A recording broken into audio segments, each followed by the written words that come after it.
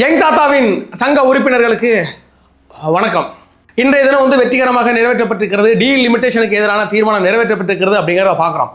திமுகவுடைய ஒட்டுமொத்த அஸ்திவாரத்தையும் கலைச்சி விட்டு அந்த மனுஷன் தான் கையில் எடுத்து கொண்டு வந்துட்டார் அப்படிங்கிறதான் இதுலேருந்து தெரிகிறது.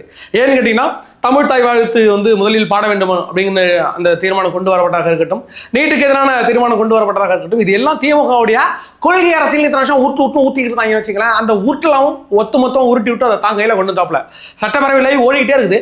அது எப்படா முடியும்? அது எப்படா முடியும்? ஓடிக்கிட்டே இருக்குது. அப்படிதான் இருக்கு இன்னைக்கு எல்லாருக்கும் அப்படிங்கிறது தெரியும். மண்டியில் ஓடிக்கிட்டே இருக்கு. மாண்புமிகு சட்டப்பேரவை உறுப்பினர் அவர்களை, மாண்புமிகு சபாநாயகர் அவர்களை, அமைச்சர் அவர்களை, இப்படிலாம் சாப்பிட்டு இருக்கும். நைட்டு 12 மணி கூட ஓடிக்கிட்டு இருக்கு மைண்டுக்குள்ள. எட்ட பார்த்து மைண்டு ஃபுல்லாக அதே இருக்குது. அந்த அளவுக்கு ஓடிக்கிட்டு இருக்கு. அது பக்கம் இன்னும் சில விஷயங்கள்லாம் நடந்துகிட்டு இருக்கு. அறங்காவலர் தேர்வு குழுவில் அர்ச்சனா கல்பாத்தி ஆகோரம் அவங்கள சேர்த்தது சரியாங்க? இது நியாயமா? இது நியாயமா அப்படிங்கிற மாதிரி சிலர் மரியவெல்சன் பேசுனதெல்லாம் சரியா? இப்படிதான் பேசுவீங்களா நீங்க அப்படின்ற மாதிரி சிலரும் பல பேர் பேசிக்கிட்டு இருக்காங்க. இதெல்லாம் எப்படி எடுத்துக்கணும், இது சரியா அப்படிங்கிறத விரிவாக பார்க்கலாம். வாங்க வீடியோக்குள்ள போலாம். நானுங்கள் யங் தாத்தா.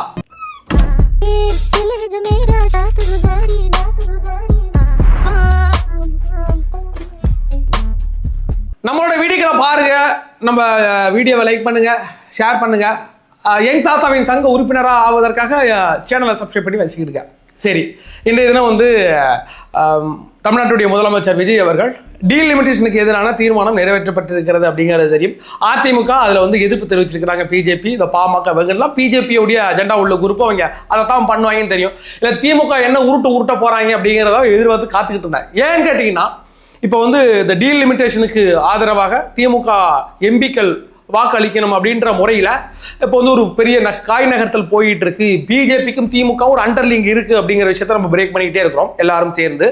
அந்த விஷயத்துல இவங்க என்ன முடிவெடுக்க போறாங்க அப்படிங்கிறது பார்த்து காத்துக்கிட்டு வைங்களேன். அவங்களுக்கு நல்லா தெரியும். இப்பவே டக்குன்னு அவுத்து முக்காடு அவுத்து இந்த மாதிரி இதுதான் பிஜேபியோட அஜெண்டா முகம் அப்படிங்கிறத திமுக காமிக்காது. அப்படி லைட்டா தான் உருட்டுவாங்க. வெக்கமா இருக்குமா இல்லையா?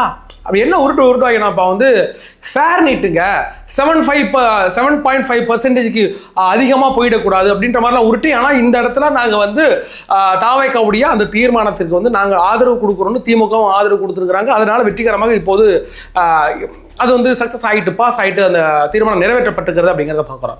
இதில் பார்த்தீங்கன்னா, தமிழ் தாய் வாழ்த்து அப்படிங்கிறது முதலில் பாட வேண்டும் அப்படின்ற ஒரு தீர்மானம் ஏற்றப்பட்டது தலைவர் விஜய் அவர்களால். அதற்கு பிறகு பார்த்தீங்கன்னா, நீட்டுக்கு எதிரான அந்த தீர்மானமும் தலைவர் விஜய் அவர்கள் ஏற்றிருக்கிறார் அப்படிங்கிறதெல்லாம். இதெல்லாம் யாருடைய கொள்கை அரசியல்? இதெல்லாம் திமுகவுடைய கொள்கை அரசியலாக உருட்டிக்கிட்டு இருந்தது யார் பார்த்தீங்கன்னா, அவங்க தான் உருட்டிக்கிட்டு இருந்தாங்க. இப்போ பாருங்க, தமிழ்நாட்டில் எங்களை எதிர்க்கு பிஜேபி எதிர்க்கு எங்களை விட்ட ஆளே இல்லைங்க. ஓட்டு போடுங்க எங்களுக்கு, நாங்கள் தான் உங்களை காப்பாற்ற போகிறோம்.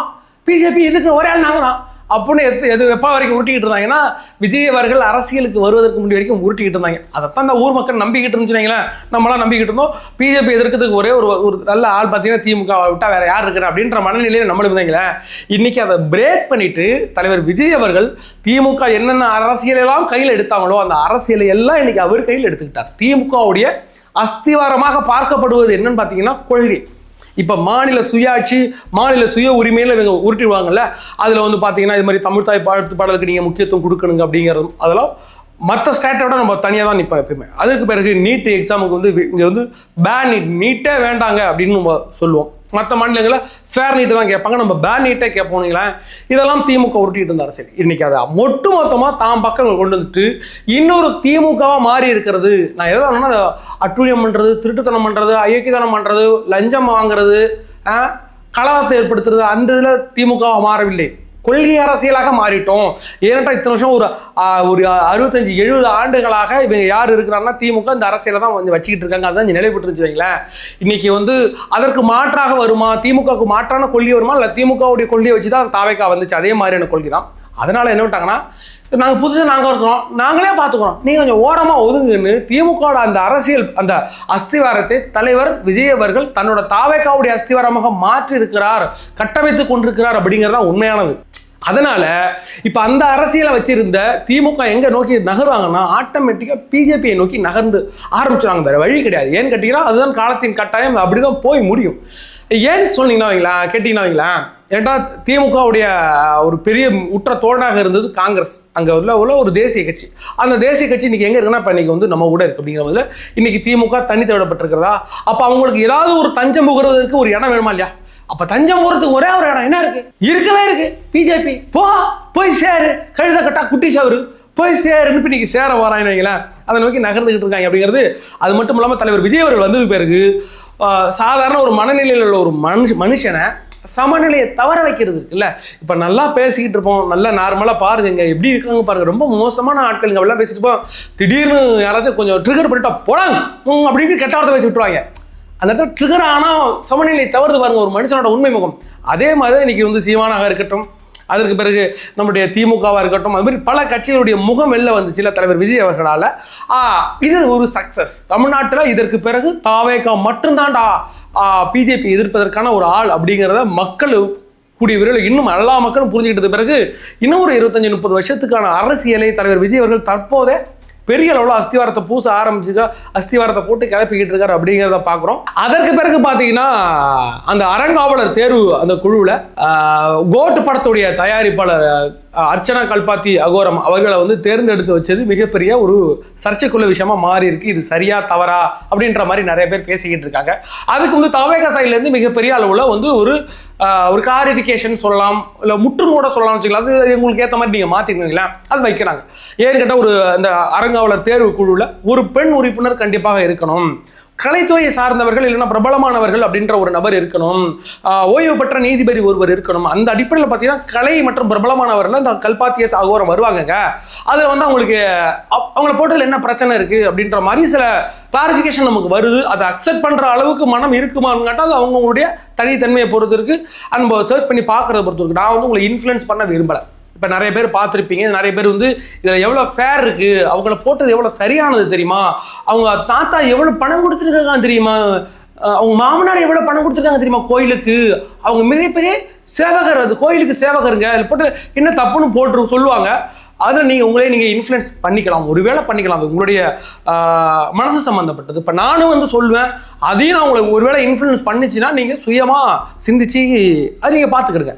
ஏன்னு கேட்டிங்கன்னா வரிசையாக தலைவர் விஜய் அவர்கள் அந்த தம் படத்தில் நடித்தவங்களுக்கு ஒரு கவர்மெண்ட் போஸ்டிங் கொடுத்துக்கிட்டு இருக்காங்க அப்படிங்கிறது தெரியும். அதெல்லாம் எல்லையை கடந்து போனது என்னன்னு பார்த்தீங்கன்னா ஜனநாயகன் படத்துடைய அந்த ப்ரொடியூசர் வெங்கட்ரமணன் நினைக்கிறேன் அவர் பேர், அவரை கொண்டாந்து டெல்லி பிரதிநிதியாக போட்டதெல்லாம் வந்து அதெல்லாம் வந்து ஏற்றுக்கொள்ள முடியாதுன்னு வச்சுக்கலாம்.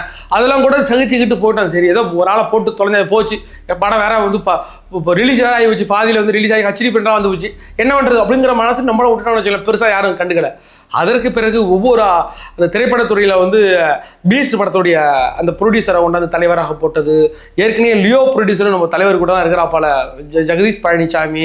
அதுக்கு பிறகு இப்போ வந்து கோட்டு படத்துடைய ப்ரொடியூசரை கொண்டாந்து இங்கே போகிறதெல்லாம் வரிசையாக சினிமா பிரபலங்களாக உள்ள வரதை நம்மளால நோட் பண்ண முடியுது. இப்போ வந்து கல்பாத்தியஸ் அகோரம் போட்டிருக்காங்க, அர்ச்சனாவை போட்டிருக்காங்கன்னா வேற ஒரு ஆள் அங்கே போட முடியாது. என்கிட்ட கலைத்துறையை சார்ந்தவங்க தான் அங்கே போடணும் அப்படின்னு சொல்கிறீங்க. கலைத்துறை அப்படிங்கிறது சினிமா மட்டும் கலைத்துறை கிடையாது, இங்கே பல கலைத்துறைகள் இருக்குன்னு. இதில் எனக்கு நிறையா வருத்தங்களும் முரண்பாடுகள் இருக்குது. இப்போ உங்களுக்கு எப்படி இருக்குதுல்ல, உங்களுக்கு கூட இது ஃபேராக தெரியலாம். இதில் நீங்கள் தப்பா எங்க தாத்தா சும்மா சொல்லாத எங்க தாத்தா இது சரிதான் இல்லைன்னா தவறு இருக்குன்னு கூட நீங்கள் சொல்லலாம். அது உங்களுடைய தனிப்பட்ட கருத்து. இதில் என்னுடைய தனிப்பட்ட கருத்தாக சில மக்களின் சில தாவேக்கா தொண்டர்களின் சில விர்ச்சுவல் வாரிசுடைய மனசுலேருந்து நான் என்ன பேசுறேன்னா இது எனக்கு ஃபேராக தெரியல. அடுத்தடுத்து சினிமா பிரபலங்கள் உள்ள வர எனக்கு சுத்தர அப்படிங்க வச்சுக்கலாம். இப்போ இவ்வளவு பார்க்குறோம். எஸ்ஏசி இருக்கார்ல, விஜய் அவருடைய அப்பா சந்திரசேகர் இருக்கார்ல, அவரும் வந்து ஒரு படித்த ஒரு அறிவாளியான ஒரு ஆள் தான். அவரை கொண்டாந்து போடலாமே, போட்டால் அந்த உலகம் என்ன சொல்லும், பாத்தியா அப்பாரை கொண்டாந்து உள்ள வச்சுட்டு பாத்தியா இது வாரிசு அரசியல் தானே அப்படின்னு இந்த ஊர்வலகம் பேசும்ல, அது தப்பாக தானே போகும். அதே மாதிரி தான் தன்னோட ப்ரொடியூசருக்கு கொண்டாந்து உள்ளே கொடுத்தாலும் இது தப்பாக தான் போகும், தப்பாக தான் ப்ரொஜெக்ட் ஆகுது. இதை தலைவர் விஜய் அவர்கள் உடனே தடுக்கலாம். ஏன் கேட்டிங்கன்னா வச்சுங்களேன், நான் சிலதான் பார்க்கும்போது எனக்கு கடுப்பா இருக்கு. பல அமைச்சர்கள் தலைவர் விஜய் அவர்களை சந்திக்க டைம் கேட்டும் கொடுக்கல, போய் பார்க்க முடியல அப்படின்னு கூட்டணி கட்சியில் உள்ள அமைச்சர்கள் இருக்காங்களே, IUML அது ஒரு காங்கிரஸ்ல உள்ளவர், அவங்கெல்லாம் சொல்றாங்க. கடந்த ஒரு 2-3 days பிஃபோர் எனக்கு வந்து அவங்க ஒரு பேட்டியில் சொல்லியிருந்தாங்க, தலைவர் விஜய் அவர்களை என்னால் சந்திக்க முடியல, அதுக்கான டைம் இன்னும் கொடுக்கல அப்படின்னு சொல்லியிருந்தாங்க. அவங்களுக்கே டைம் கொடுக்க மாட்டாங்க. ஆனா பல ஹீரோயின்ஸு சாதாரணமாக போய் தலைவர் விஜய் அவர்களை சந்திச்சுட்டு வரும்போது அவங்க ஃபோட்டோவாக போடும் போது உனக்கு இதுக்கெல்லாம் மட்டும் டைம் இருக்கா தலைவான்னு கேட்க தோணுகிறது. அதாவது சிம்புவை பார்க்குறாரு. அதுக்கு பிறகு பார்த்தீங்கன்னா கவினை கொஞ்ச நாளைக்கு முன்னாடி பார்த்தாரு, சிவகார்த்திகேயனை பார்த்தாரு, அதுக்கு ஒரு சமந்தாவை பார்க்குறாரு, அதுக்கு ஒரு நிறைய ஹீரோயின்ஸ். சிம்ரனை பார்த்துருக்கிறாருப்பா. சிம்ரனை வந்து எனக்கு சுத்தமாக பிடிக்காது. எந்த காலகட்டங்களில் தான் பிரியமானவளை வந்து கான்ட்ராக்ட் போட்டு கல்யாணம் பண்ணிட்டு போயிடும்ல, அந்த பொண்ணு போயிடும், தலைவர் விஜய் விரட்டிடுவார். அப்புறம் குத்தி காமிக்கும்ல, நீ நல்ல புருஷன் இல்லை அப்படி இப்படின்னு குத்தி காமிச்சு பேசும். 7 டைம்ஸ்னு ஒருத்தன் வந்து கான்ட்ராக்ட் போட்டு கல்யாணம் பண்ணது நீ அது கையெழுத்து போட்டது நீ, விரட்டி விட்டா ஒரு விஷயத்தில் போக வேண்டியது. அந்த அம்மா உட்காந்துக்கிட்டு என்னை ஏமாத்திட்டேன்னு கடுப்ப கலப்பேன். அதெல்லாம் எனக்கு பிடிக்கவே இல்லை அந்த அம்மா. எனக்கு அப்போலேருந்து அந்த அம்மா பிடிக்காதுன்னு வச்சுக்கலாம். அந்த அம்மாவோட போய் பார்க்க டைம் இருக்குது. அப்போ அதுக்குள்ள டைம் ஒதுக்குறாரு அப்படின்னா இது சாதாரணமாக மக்கள் மத்தியிலே கேட்க தோணும். தாவேக்காவுடைய தொண்டர்கள் மத்தியிலேயே இது கேள்வி எழுதணும்.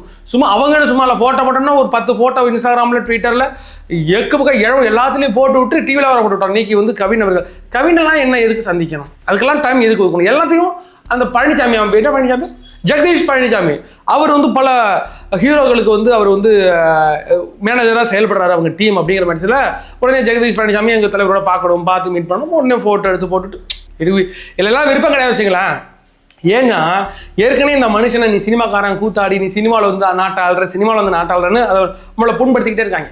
அது அப்படியே விட்டுருங்களேன். ஏன்னு கேட்டீங்கன்னா தலைவர் விஜய் அவர்கள் அரசியலுக்கு வந்த பிறகு பல சினிமா பிரபலங்கள் நானும் வரேன்ட்டு உள்ளே வந்தாங்க. தலைவர் விஜய் அவர்கள் யாரையுமே உள்ளே விடக்கூடல. ஏன் விடலாம் தெரியுமா? இது ஒரு சினிமா கட்சியாக மாறிவிடக்கூடாது, இது ஒரு சினிமாக்காரன் கட்சியாக கூட்டா எங்கே பார்த்தாலும் ஏற்கனவே மக்கள் நீதி மையத்தில் அப்படிதான் எல்லாரையும் சேர்த்து விடு வா வா வா வான்னு சேர்த்து விட்டுக்கிட்டே இருப்பாங்க. தலைவர் விஜய் அவர்கள் தாடி பாலாஜிக்கு அதனால தான் அந்த இடத்துல வந்து எந்த ஒரு நடிகருக்கு ஒரு முன்னுரிமை கொடுக்கக்கூடாது அப்படின்னு தாடி பாலாஜி கூட தன்னுடைய ஃப்ரெண்டுக்கு கூட கொடுக்கல. அதாவது தாடி பாலாஜி தப்பா எடுத்துக்கிட்டு அங்கே திட்டாட பண்ணிக்கலாம். அப்படிலாம் தலைவர் விஜய் அவர்கள் கரெக்டாக இருந்தார்ல. அப்படி கரெக்டாக இருந்தவர் தற்பொழுது பல பேரை சந்திச்சு அவங்க கொண்டாந்து மீடியாவில் போடுறதும் பல பேரை சந்திக்க முடியும். நம்மள மாதிரி சாதாரண மக்கள் விர்ச்சுவல் வாரியர்ஸோட இது வரைக்கும் தலைவர் விஜய் அவர்கள் சந்திக்கல, நேரடியாக எந்த ஒரு சந்திக்கலன்ற வருத்தம் பல பேருக்கு இருக்கலாம். பட் இவங்களை மாதிரி ஆட்கள் எதுக்கு நீங்கள் சந்திக்கிறீங்க? இதெல்லாம் தவறாக போய் முடிந்து விடும் என்பதற்காக தான் இந்த விஷயத்தை நான் கொண்டு வரேன். சினிமா துறை பிரபலங்களை அதிகமாக பொலிட்டிக்கலில் என்டர் பண்ண விடாதீங்க. ஏன்டா அது வந்து சரியானதாக கிடையாது, எங்களால் முட்டு கொடுக்க முடியாதுன்றதுக்காக சொல்லுகிறேன். அதற்கு பிறகு இந்த மரிய வில்சன் பேசுனது சரியா அப்படின்ட்டு அந்த மனுஷனை போட்டு அடிக்கிறாங்கப்பா. மரிய வில்சனை போட்டு அந்த அடிக்கிறாங்க திமுகவும் நாம் வச்சோம். எனக்கு சிரிப்பாக இருந்துச்சு, ஜாலியாக இருந்துச்சு. போட்டு பொழந்து விடுக்கணும் அடி. 4 பேர் 4 அமைச்சர்கள் இது மாதிரி திமுக அடி வாங்கினா தான் உங்களுக்குலாம் புத்தி வருங்கிறதுக்கு அதனால உட்காந்து வேடிக்கை பார்த்துட்டு இருக்கிறோம், ஜாலியாக ரசிச்சுக்கிட்டு இருக்கிறோம். தேவையில்லாத வார்த்தை தானே. ஏன்னு கேட்டால் அவர் பேசுனது வந்து ஒரு திமுக ஆட்கள் சொல்கிறாரு, இது மாதிரி நீங்கள் வந்து தமிழை ஒழுங்காக பேசணும் அப்படிலாம் சொல்கிறது அது தவறு. அவர் பேசுனதுல எனக்கு விருப்பம் கிடையாதுன்னு வைங்களேன்.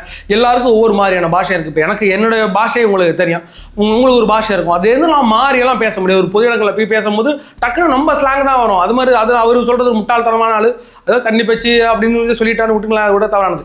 ஆனால் இவர் சொன்ன வார்த்தை ரிப்ளை இருக்குல்ல, கோபமாக மைக்க டக்குன்னு டொம்முன்னு கேட்டதுன்னு அதெல்லாம் கூட ஒரு கோபமான இதெல்லாம் பண்ணியிருக்க வேண்டாம். ஒரு அமைச்சராக இருந்துக்கிட்டு பண்ணியிருக்க வேண்டாம். எதுக்கு இப்படி பண்ணார் அப்படின்னு தெரியல. அது அவருக்கு ஒரு முன்கோபம் இருக்கும். அவருடைய முன்கோபத்தை நம்ம எங்கே பார்த்துருக்கோம்னா பாண்டிச்சேரி அவருடைய அண்ணன் வீட்டில் பார்த்தோம். அண்ணனையும் அண்ணியும் அடித்து ரவுடித்தனமாக பண்ணார்ல, அந்த வீடியோ கால் மூலமாக உங்கள்கிட்ட கொண்டாந்து சேர்த்துருப்போம். அப்போயே நம்ம பார்த்தோமா அவள் எவ்வளோ முன்கோபமான ஆளுன்னு. அவர் என்ன விஷயத்த கொண்டாந்து சேர்த்துட்டாருன்னா, அன்பின் மொழி எனக்கு தெரியும், எங்களுடைய கிறிஸ்டியானிட்டி அதை சொல்லியிருக்கு, என்னுடைய கிறிஸ்தவம் அதை போதிச்சிருக்கு, நாங்கள் கிறிஸ்தவ மொழியில் பேசுவோம், அன்பின் மொழி அதுதான் அப்படின்னு உள்ள கிறிஸ்டியானிட்டியை உள்ள கொண்டு வந்தது பான் கிறிஸ்டியானிட்டி. அது என்னடா பான் கிறிஸ்டியானிட்டி நான் தெரியுமா உனக்கு? பிறந்த பிறக்கும் போதே கிறிஸ்தவராக இருப்பேன்னு நினைக்கிறேன், எனக்கு சரியா தெரியல. பான் கிறிஸ்டியானிட்டி சரி, நீங்கள் அப்படியோட அந்த பான் கிறிஸ்டியானிட்டியோட இருந்துட்டு போங்க. ஏன்னு கேட்டிங்கன்னா இங்கே தாவேக்கா மேலே ஒரு தப்பான ஒரு சாயம் பூசப்பட்டு கொண்டிருக்கிறது கடந்த காலங்களில் இருந்து. என்னன்னு பார்த்தீங்கன்னா இது பிஜேபியால் பூசப்பட்டு இருக்குது. இது கிறிஸ்டின் மிஷினரி ஆட்சி, இது கிறிஸ்தவ கைக்குடிகள் ஆள்ற ஆட்சி. நீங்கள் வேணா பாருங்களேன், முதலமைச்சர் கிறிஸ்டினா இருக்கிறாரு ஜோசப் விஜய், ஜேசிடி பிரபாகர் ஒரு கன்வெர்டட் கிறிஸ்டினா இருக்கிறாரு, ஜான் ஆரோக்கியசாமி கிறிஸ்டினா இருக்கிறாரு, மரிய வில்சன் கிறிஸ்டினா இருக்கிறாரு, இன்னும் உள்ள சில பேர்லாம் இருக்கிறாங்க. இவங்கெல்லாம் கிறிஸ்டியானிட்டி. ஆதவர்ஜினா ஒரு கிறிஸ்டின் அப்படின்னு ஒரு பெரிய பிம்பம் கட்டமைக்கப்பட்டு இருக்கு. ஆனால் அதெல்லாம் தூளாக தகர்த்தறிஞ்சிட்டு தான் இன்னைக்கு நம்ம வந்திருக்கோம்னு வச்சுக்கலாம். பேர் வந்துட்டு இருக்கோம். அப்படிலாம் தமிழ்நாட்டு மக்கள் இதை கிறிஸ்தவ கைக்கூலிகள் ஆச்சு அப்படிலாம் யாரும் பார்க்கல. இல்லை அண்ணன் ஆள்றாரு, எங்கள் அண்ணன் ஆள்றாரு, எல்லாத்தையும் பார்த்துக்குவார், நீங்கள் கம்ப்யூட்டரியா வேலையை பாருன்னு விரட்டி விட்டாங்கல்ல. ஆனால் எல்லா இடங்களிலும் இதே மாதிரி கொண்டாந்து நீங்கள் வந்து நாங்கள் வந்து பான் ஏன்டா அவர் வந்து மசோதாவை தாக்கல் செய்ய வரும்போது கூட அவர் வந்து பக்கத்தில் வந்து பார்த்தீங்கன்னா ஒரு சிலுவை படம் போட்டு கொண்டு வந்தாங்க. அதில் பல பேர் பல கருத்து வச்சாங்க. அது அவருடைய முதல்ல அவர் கொண்டாந்து சப்மிட் பண்ணுறாரு, அவர் கொண்டாந்து வைக்கலாம். ஏன் வினோத் அவர்கள் வந்து இங்கேருந்து திருப்பதி கொண்டு போயிட்டு இது பண்ணலையா? அது அவங்களுடைய மத நம்பிக்கைகள் மூலமாக கொண்டு வராங்க. நல்லபடியாக பேசி முடிக்கணும், தப்பு இப்பெல்லாம் இல்லாமல் பேசி நல்லபடியாக முடிக்கணும்னு சாமி கும்பிடல, தப்பு கிடையாது. ஆனால் இங்கே கொண்டாந்து நாங்கள் கிறிஸ்டியானிட்டி அன்போட மொழியில் பேசுவோம், அது பேசுவோன்னு மதத்தை எடுத்தீங்கன்னா மற்ற மதத்துக்காரங்க இருப்பாங்க இல்லை, அவங்களுக்கு கடுப்பாகமா ஆகாதா? இன்னும் உங்களுக்கு மட்டும்தான் இது அன்பின் மொழி தெரியுமா, எங்களுக்கு அன்பின் மொழி தெரியாதான்னு அவனுக்கு அந்த கோவம் வருமா இல்லையா? அப்போது அப்படி கோவப்படுறவனை ஈஸியாக பிஜேபிக்காரன் இன்ஃப்ளூயன்ஸ் பண்ணிடுவான். அவன் அந்த கோவத்தில் இருப்பான், மரியல்சன் பேசுகிறான், உண்மை தானே, ஏன் அப்படி பேசுகிறான் அப்படின்னு பேசிருக்கும் போது ஈஸியாக பிஜேபிக்காரன் உள்ள வந்து அப்பயே சொன்ன கேட்டியா, இது பிஜேபி மிஷினரி ஆச்சுடா, அவனுக்கு ஒன்றும் புரிய மாட்டேங்குதுவா, ஒரு நாள் ஆர்எஸ்எஸ் கேம்ப் போமா வரியா அப்படின்னு பொசு கொண்டு போயிடுவான், நம்மளே மாற்றி விட்டுருவாங்க. அதற்கெல்லாம் இடம் கொடுக்குற விதமாக அப்படி பண்ணாதீங்க. சும்மா கிறிஸ்டியானிட்டிக்கு கிறிஸ்தவனை டிஸ்டர்ப் பண்ணாத ஓட்டிக்கிட்டு இருக்கிறாங்க. என்னவா பண்ணுங்க, போட்டு 4 சாத்தினாலும் இந்த மாதிரி ஆட்களுக்கெல்லாம் புத்தி வருங்கிறதுனால தான் இப்படி சொல்கிறேன். இந்த தாவேக்காவுடைய ஆட்சி அப்படிங்கிறது எல்லா மனிதர்களுக்குமான ஆட்சி. இது மதம் சார்ந்தோ இல்லைன்னா ஜாதி சார்ந்தோ இல்லை இந்த ஒரு கட்டமைப்பை சார்ந்தோ இல்லை சமுதாயத்தை சார்ந்தோ யாருக்கும் கிடையாது. இந்த தாவேக்காவின் ஆட்சி அப்படிங்கிறது தலைவர் விஜயின் கீழ் நடக்கிற ஆட்சி அப்படிங்கிறது மக்களுக்கான ஒரு ஆட்சியாக நான் பார்க்குறேன். அதனால தான் இதே மாதிரி தவறாக யாராவது நீங்கள் மத சாயம் நம்ம ஆட்களே உள்ளுக்குள்ளே பூந்து மத சாயம் பூசினாலும் அது தவறு தான். இது மற்ற மதத்தினுடைய மக்கள்கிட்ட தவறாக போய் ப்ரொஜெக்ட் ஆகும், அவன் என்ன நினைப்பான் அப்படிங்கிறதுனால தான் இந்த மக்கள்கிட்ட உங்கள்கிட்ட நான் கொண்டாந்து சேர்க்கிறேன். மக்களாகிய நீங்கள் பார்த்து கொண்டிருக்கிறீர்கள். உங்களுடைய தாழ்மையான மேன்மையான கருத்துக்களை கமெண்ட் செக்ஷனில் பதிவிடுங்கள். வேறொரு வீடியோவில் சந்திக்கும் வரை உங்களிடம் விடைபெறுவது நான் உங்கள் யங் தாத்தா.